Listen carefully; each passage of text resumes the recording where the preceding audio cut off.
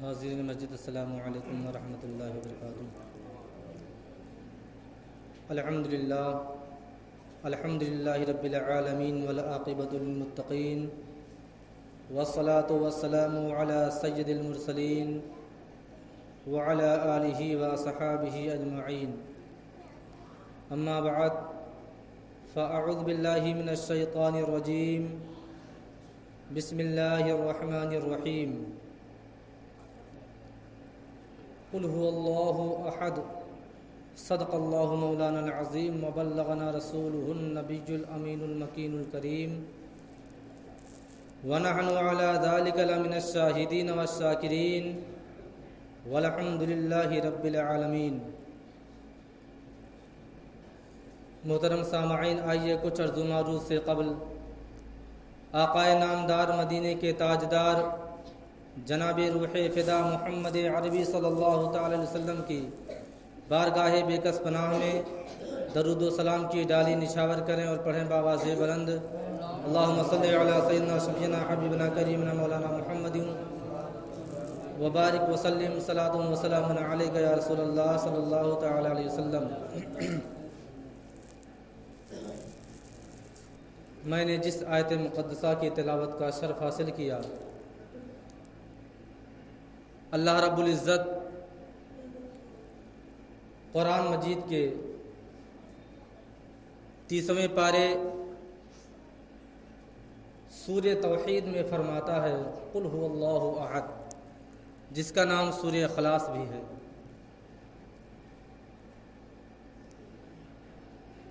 قل هو اللہ احد یہ ایک ایسی آیت مقدسہ ہے جو توحید کا اعلان کرتی ہے، جو توحید پر دلیلیں پیش کرتی ہے۔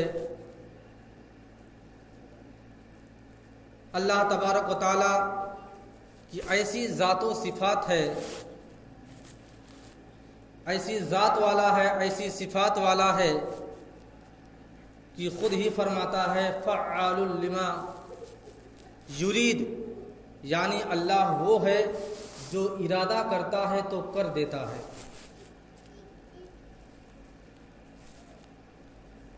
اور اللہ تبارک و تعالیٰ کی وحدانیت کے لیے اس کو ماننے کے دو راستے ہیں، یا تو بندہ یا تو ایک مسلمان شخص اللہ تبارک و تعالیٰ کو خود سے جان لے، ایک تصور کرے کہ اللہ ایک ہے اور ایک کہہ کر کے اس کا تصور کر کے اس کو مان لیا، تو اس کے دو راستے ہیں۔ ایک تو یہ کہ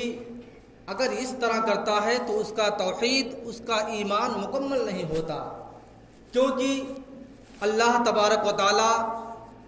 طالب توحید رسالت ہے، یعنی اللہ تبارک و تعالی نے اپنے اعلان کا ایک ذریعہ بنایا ہے۔ کیونکہ ہم اس آیت مقدسہ سے بخوبی اندازہ لگا سکتے ہیں کہ اگر اللہ تبارک و تعالیٰ کو اپنے وجود کا، اپنے ایک ہونے کا اعلان کرنا تھا تو اللہ تبارک و تعالیٰ قل کا لفظ نہ فرماتا، هو اللہ احد کہہ دیتا، یعنی وہ اللہ جو ایک ہے۔ لیکن اس طرح نہ فرما کے اللہ تبارک و تعالیٰ نے قل کا لفظ فرمایا اور فرمایا اے محبوب، آپ میرے بندوں کے درمیان آپ فرما دیجئے کہ آپ کا اللہ وہ ہے جو ایک ہے۔ قل هو اللہ احد، اے محبوب آپ فرمائیے۔ حالانکہ اللہ تبارک و تعالیٰ اگر اپنی وحدانیت کا اعلان کرنا چاہتا تو چونکہ اللہ تبارک و تعالیٰ تمام خالق کائنات کا مالک ہے، وہ ان اللہ علی کل شیء قدیر ہے،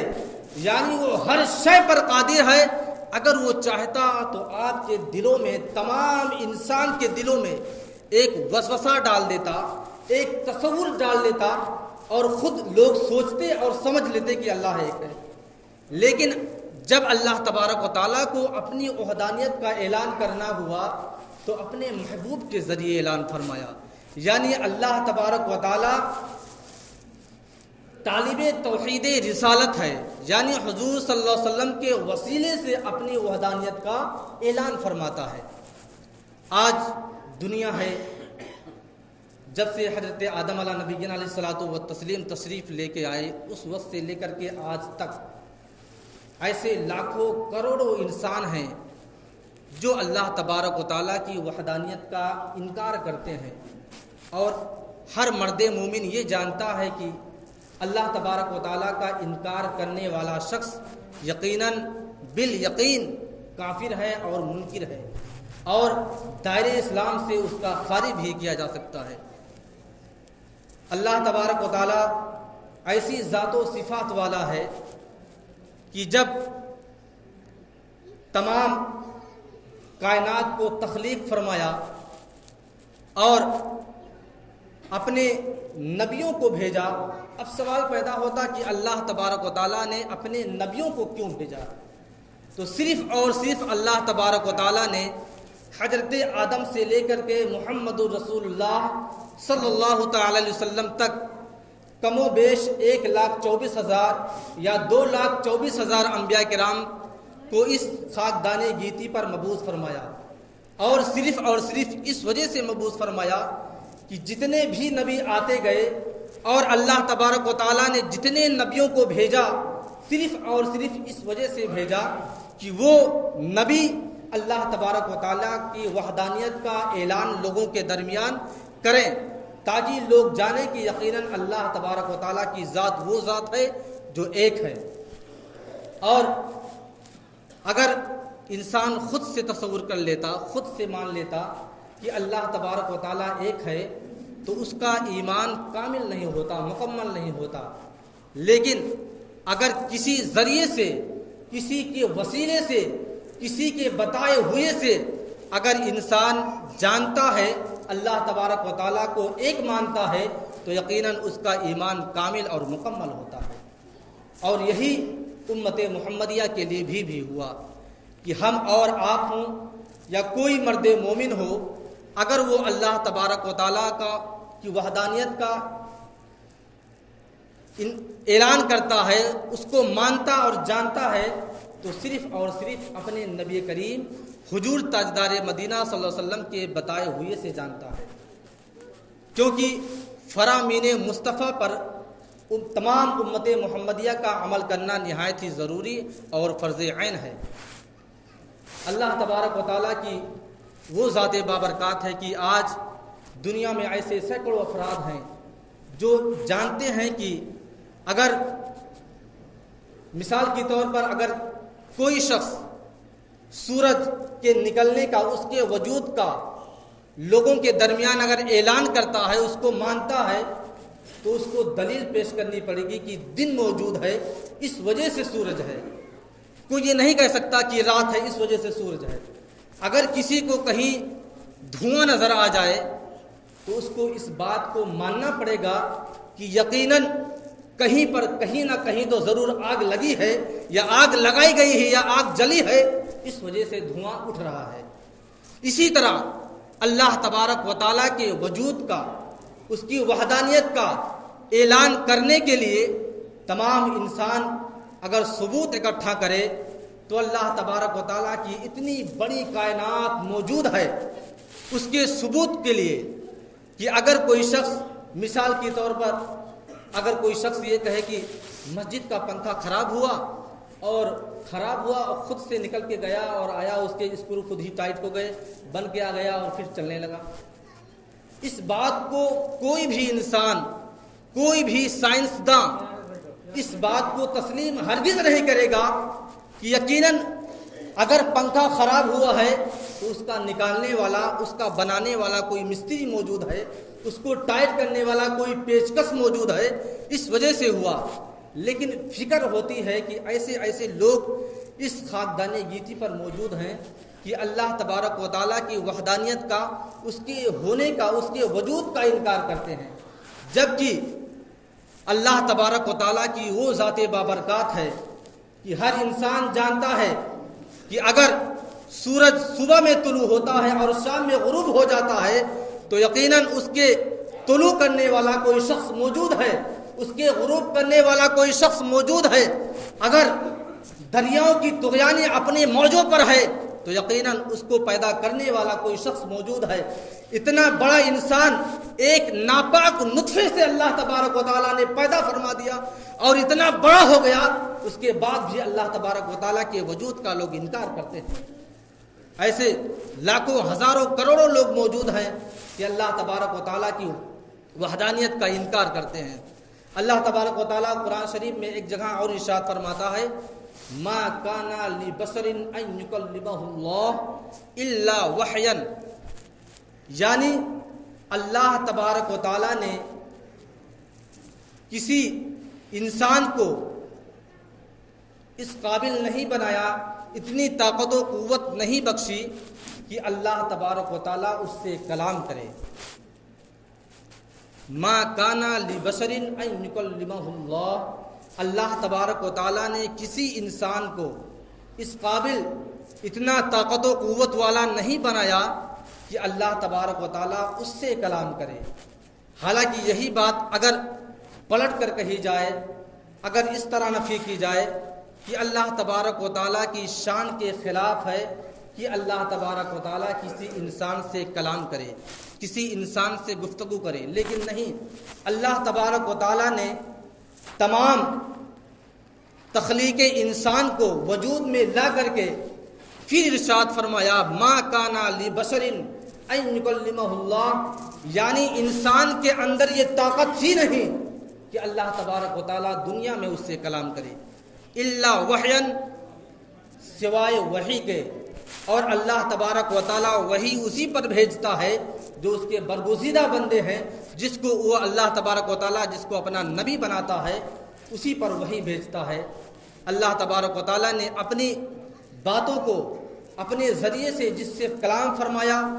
وہ اللہ تبارک و تعالیٰ کے نبی اور اس کے رسول ہوتے ہیں۔ اللہ تبارک و تعالیٰ کی وحدانیت کے لیے جب میرے نبی کریم حضور تاجدار مدینہ صلی اللہ علیہ وسلم نے اپنے زمانے میں، اپنے وقت میں جب اعلان کرنا چاہا تو ایک خاکہ تیار کیا، ایک ارادہ بنایا،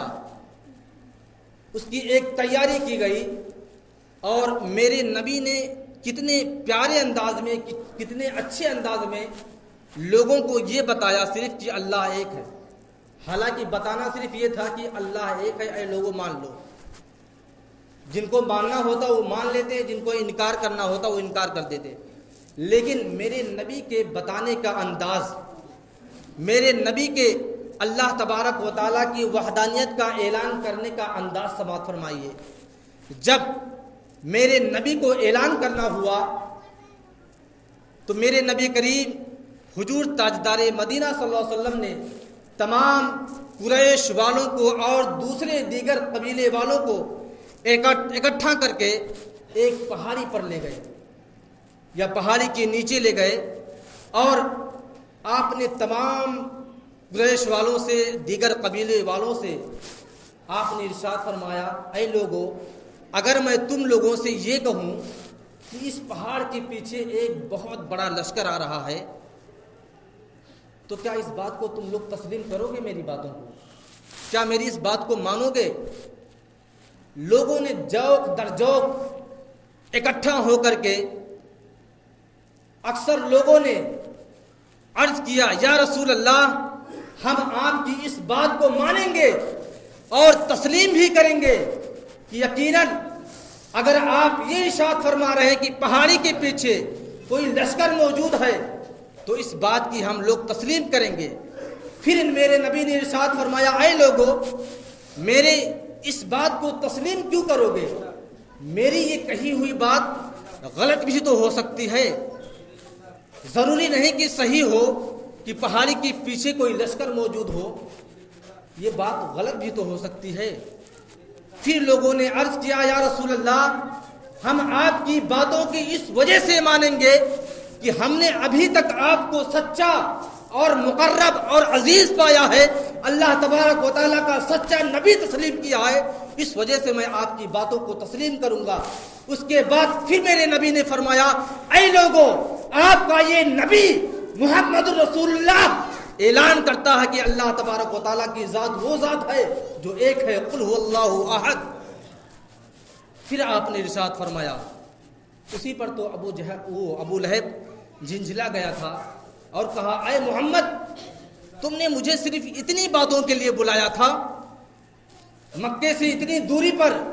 صرف اتنا کہنے کے لیے بلایا تھا، حالانکہ اس بات میں بڑی مضبوطی اور بڑی دمداری ہے، کیونکہ میرے نبی نے اللہ کے ایک ہونے کا اعلان کرنے کے لیے بڑا یہ خاکہ اور اچھے طریقے سے استعمال کرنے کا طریقہ اختیار کیا، لیکن ابو لہب اسے جھنجھلا گیا اور ہاتھ کے اشارے سے کہا تھا،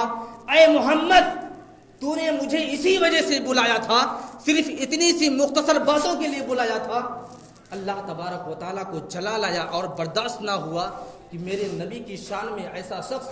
ایسے الفاظ ادا کر رہا ہے۔ فوراً اللہ تبارک و تعالیٰ نے آیت مقدسہ نازل فرمایا، تبت یدا ابی لہب و تب، اے ابو لہب، تیرے وہ ہاتھ برباد ہو جائیں جن ہاتھوں سے تو نے میرے نبی کی طرف اشارہ کر کے ان کا انکار کیا تھا اور اللہ تبارک و تعالیٰ کی وحدانیت کا انکار کیا تھا۔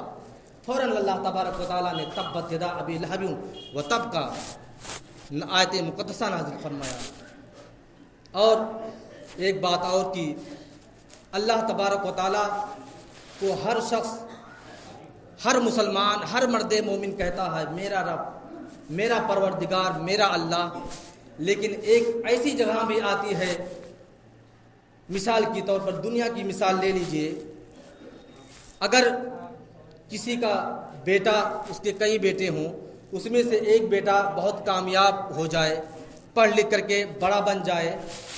تو کیا ہوتا ہے، اس باپ کو اپنے اس بیٹے پر بڑا فخر، بڑا ناز ہوتا ہے، بہت ناز کرتا ہے، بڑا فخر کرتا ہے۔ اگر کہیں جاتا ہے تو یہ نہیں کہتا کہ میرا بیٹا فلاں ہے،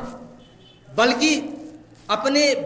اس بیٹے کی ناز اور نزاکت کو اس طرح اٹھاتا ہے کہ اگر کسی مجمع میں، کسی محفل میں اگر اس کا باپ وہ جاتا ہے تو یہ کہتا ہے، میں فلاں کا باپ ہوں، میں فلاں کا والد ہوں، یعنی اپنے اس بیٹے کے ذریعے سے اپنی شہرت کرتا ہے۔ اسی طرح اللہ تبارک و تعالیٰ ارشاد فرماتا ہے، وَالضُّحَىٰ وَاللَّيْلِ اِذَا سَجَىٰ مَا وَدَّعَكَ رَبُّكَ، یعنی لوگ کہتے ہیں کہ میرا رب، میرا پروردگار، میرا اللہ، لیکن اللہ تبارک و تعالیٰ کا ارشاد فرماتا ہے کہ میرے محبوب کے زلفوں کی قسم، میرے محبوب کے رخ روشن کی قسم، اللہ تبارک و تعالیٰ ارشاد فرماتا ہے، ما ودعک ربک، لوگ کہتے ہیں میرا رب، میرا پروردگار، لیکن اللہ تبارک و تعالیٰ کہتا ہے میں تو اس کا رب ہوں، میں تو فلاں کا رب ہوں، یعنی میں تو محمد الرسول اللہ کا رب ہوں۔